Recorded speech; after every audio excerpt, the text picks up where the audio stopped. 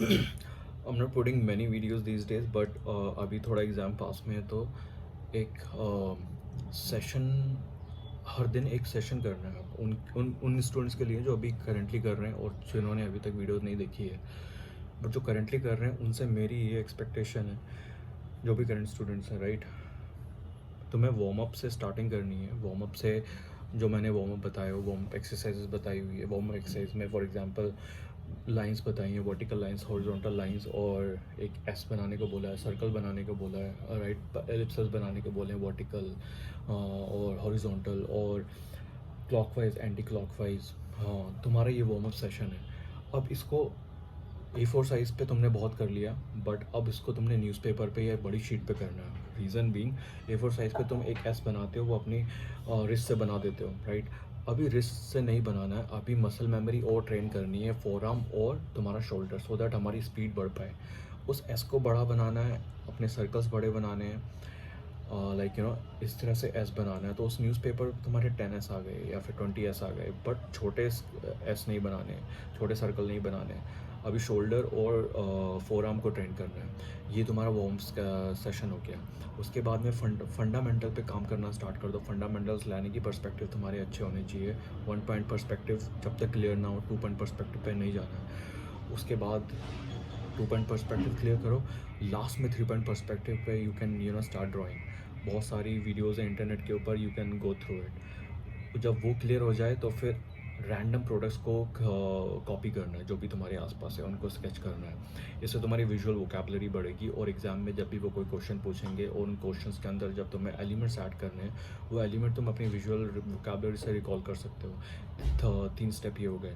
Fourth हो गया, तुम्हें ऑल्टरनेटिव यूज़ निकालना है किसी भी प्रोडक्ट का, किसी भी जो भी तुम्हारी आंखों के सामने है। फॉर एग्जांपल अगर माउस है तो माउस का तुम ऑल्टरनेटिव यूजेस क्या कर सकते हो। इससे क्या होगा, तुम्हारी क्रिएटिव आइडियाज़ की वोकैबुलरी इंप्रूव होगी, राइट। फिर उसके बाद में हमारा फिफ्थ ये हो जाएगा कि तुम्हें एक विजुअल बनाना है। फॉर एग्जांपल अगर तुम एक शॉप के सामने खड़े हो या फिर एक कॉलेज के सामने खड़े हो, तो वो विजुअल को कॉपी करना है कि कैसा दिखेगा वो। उसका रीज़न ये है कि उसमें भी तुम्हारी विजुअल वोकैबुलरी इंप्रूव होगी।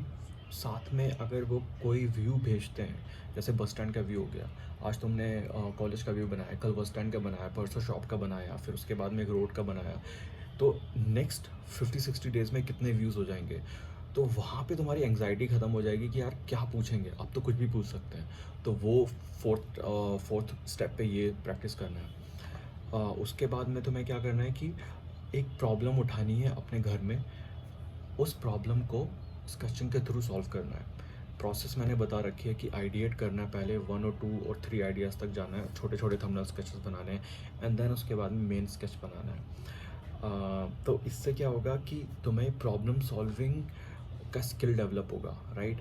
अभी प्रॉब्लम क्या होगी कि पहले आइडिया के बाद में सेकंड आइडिया नहीं आ रहा, बट इसके बाद में क्या होगा कि ये ना 2 आइडिया, तीन आइडिया निकल गए, and then you will be able to come up with like third और फोर्थ आइडिया। फिर लास्ट में तुम्हें प्रेजेंटेशन पे काम करना है। मेरा प्रेजेंटेशन का स्टाइल क्या होता था, मेरे पास 2 टूल थे, एक था बिग पेन और दूसरा था शनाइडर का पेन। लास्ट जो मैंने रखा था जहाँ पे कॉम्प्लिकेटेड स्केच होते थे, उसके लिए एक पेंसिल होती थी, डार्क पेंसिल। तो मैं लाइट सा शेड करता था, जो माइंड में पिक्चर है थंबनेल स्केचिंग बनाने के बाद में, उस पिक्चर को लाइट से बनाया है मेन स्केच की। और देन जैसे कॉन्फिडेंट हुआ कि हाँ यार ये वाला अब बन जाएगा, तो मैं उसको डार्क कर देता था। उसके जब स्केच पूरा हो जाता था तो कलर लाइन लेके पीछे बैकग्राउंड बना देता था, और डायगनल बनाकर, तो स्केच पॉप आउट होने लगता था। राइटिंग का जो स्टाइल था वो मैंने कॉपी किया था प्रोडक्ट स्केचिंग। जो इंडस्ट्रियल डिज़ाइनर होते हैं उनकी राइटिंग बहुत अच्छी होती है, एरोज वगैरह डालते हैं, डायरेक्शन देते हैं, इट लुक्स वेरी प्रोफेशनल। तो राइटिंग का स्टाइल और तुम्हारा प्रेजेंटेशन का स्टाइल तुम्हें पिक करना पड़ेगा कैसा है। अब ये पूरा कंपाइल करके एक सेशन हो गया। अब ये वाली जो सेशन है ना, ये हर दिन करना है यार, एक्सक्यूज़ नहीं चाहिए इसके अंदर, इसको हर दिन करना है। हमारे पास 50-60 डेज़ हैं और हर दिन एक ये कंप्लीट सेशन होना चाहिए। नेक्स्ट टाइम जब तुम मेरे पास आ रहे हो, आई गेस वीकली आओ। डिज़ाइन में फीडबैक बहुत मैटर करती है। अभी कुछ स्टूडेंट मेरे पास आते हैं 3-4 हफ्ते बाद में, 2-3 हफ्ते बाद में, when they give me, I am like यहाँ पे तुम्हारा स्केच ऐसा होना चाहिए था, तुम्हारा वर्क ऐसा होना चाहिए था, वैसा होना चाहिए था। वही फीडबैक वो 3 हफ्ते पहले ले लेते, 2 हफ्ते पहले ले लेते। बुक अ सेशन, नहीं भी बुक करना है यार मैसेज ड्रॉप कर दो, कोई दिक्कत नहीं है, बट गैप नहीं आना चाहिए ज़्यादा। स्किल हमें डेवलप करना है और इतना अच्छा करना है कि एग्ज़ाम की एंग्जाइटी ना रहे। तो ये वाला है करंट स्टूडेंट के लिए जो ऑलरेडी प्रैक्टिस कर रहे हैं, बट कई बार वो कंटिन्यूस हैं, कई बार नहीं है।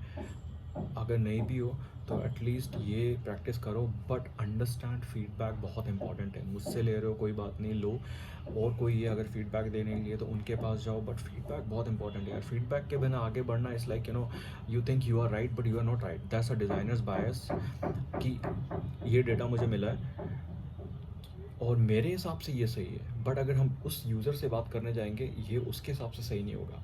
तो फीडबैक सेशन बहुत ज़रूरी है, किसी से भी लो यार, फीडबैक के आगे मत बढ़ो। हर 3-4 दिन के अंदर तुम्हें फीडबैक सेशन चाहिए, फीडबैक चाहिए, एक हफ्ते में फीडबैक चाहिए, एक एक महीने के लिए मत बैठो, टाइम बहुत कम है, अगेन आई एम सेइंग।